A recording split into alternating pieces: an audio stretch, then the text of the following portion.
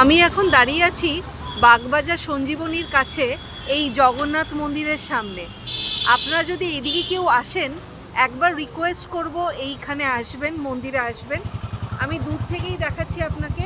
ঠাকুরমশাই দাঁড়িয়ে আছেন, উনি এতক্ষণ সব ভক্তবৃন্দকে প্রসাদ দিচ্ছিলেন এবং তিলকও কেটে দিচ্ছিলেন।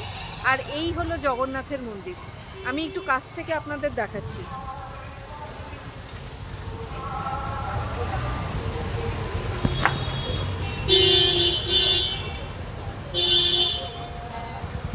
এই দেখুন জগন্নাথ দেবের মন্দির।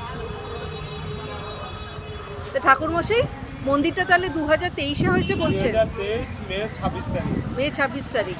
এর আগে কোনো পুরনো মন্দির এখানে ছিল না? আচ্ছা। আর আপনারা কোথাকার লোক? আপনার উড়িষ্যার? আপনি উড়িষ্যার লোক? আচ্ছা।